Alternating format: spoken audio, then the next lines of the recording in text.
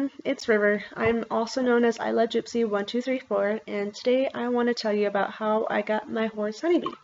So I get this message on Facebook from a friend saying, "Hey, I have this horse that I want you to look at, call me when you can." And she gave me her number, so I called her after I got off work, and she's like, was telling me about this horse, and she was speaking pretty fast, and so I was able to understand it, and then I heard the word thoroughbred, and at that time I did not want a thoroughbred at all. So I went to go look at her, thinking, I don't have to get her. I can go look at her. Doesn't mean anything just yet. I'm just looking at her. And so a couple days later, I had a friend come with me that has a lot more experience with horses to help me out with this. And so we go over there and go look at her and everything. And I asked her, was she off the track? And she's like, no, because if she would have been off the track, I wouldn't have gotten her. Nothing against race horses off the track. It's just I personally do not want one. And so she was telling me more about her, and I was looking her over, and we were talking about the other horses. And so I started walking her around, trying to, just get the feel for her and everything. And so I told her I'll think about it and everything, and so I went with my friend to go back to feed her horses, and it was pretty much instant connection, instant bond, because I couldn't stop thinking about her. And she still is a total sweetheart. And so next day I get a message from her saying, do you want this mare because there's someone else that wants her? I told her, well, I haven't made a decision, to go ahead and let her.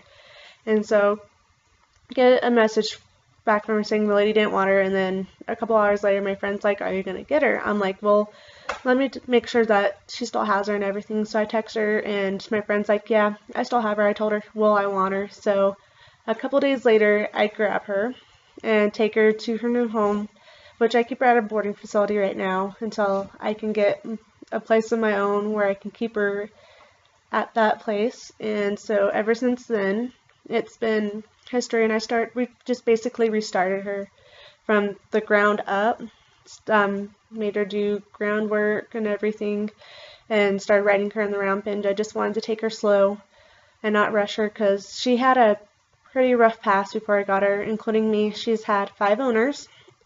From what I was told, she was abused in her past, and a pretty rough past, pretty much. And so she's been great for me in all these horror stories I've been told. I'm thinking, what horse are you talking about? This isn't that horse.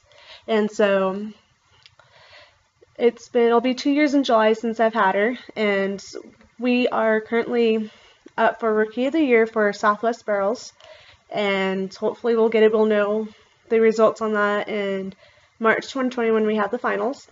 And so we'll see how we do. So how I'll get those points, I'll get that where it is, I'll get points, and then there's other requirements which the team leaders will decide that at that point.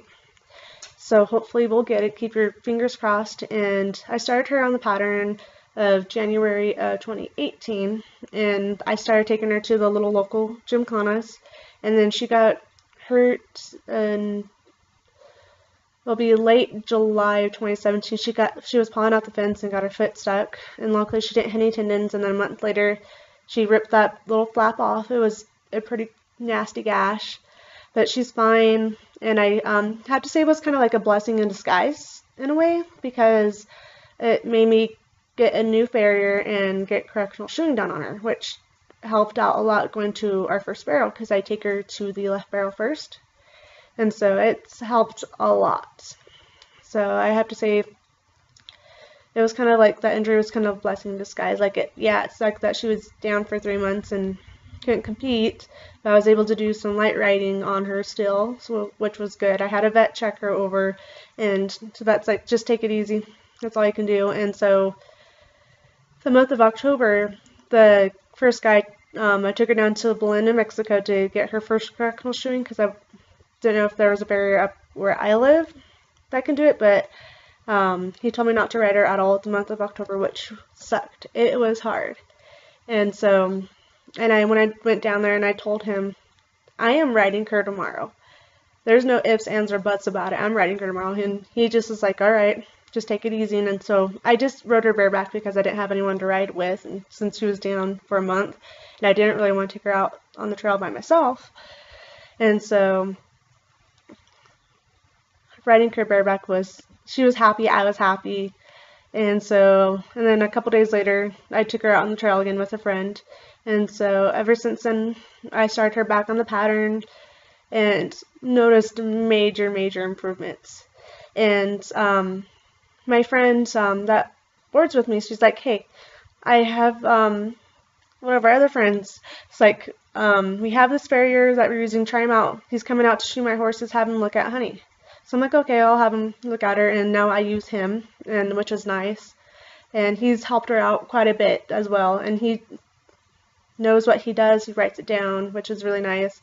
And since he's been shoeing her, we started Southwest Spirals, which was February that it started, and we started kind of back on the slope. I just had our ups and downs since we started back on the patterns and the competitions. And so it was late March when we finally won our first check. And we just won our entries back and made like a $3 profit, which I was so excited. And then the next race that we did, we won third in the 4D, which we got a little bit more money, which I'm really excited for now. And I'm just happy that she's finally breaking 20 seconds. And she's doing really good. And I'm so happy that she's a part of my life with everything that she went through before I had her. And it took her a while to trust me. And I am happy to have her be my horse, and I know she's pretty happy. And when I ride her, I have to keep her booted up because her right front leg is kind of deformed where it kind of sits off to the outside a little bit, but it doesn't bug her at all to run or anything. And so, no, she is not papered for people that are asking, but she has really, really good bloodlines. I've been thinking about getting her papers, but I haven't quite decided yet because I do have her parents' papers. So I just haven't quite decided if I want to do that quite yet. I'll have to call AQHA and do all that.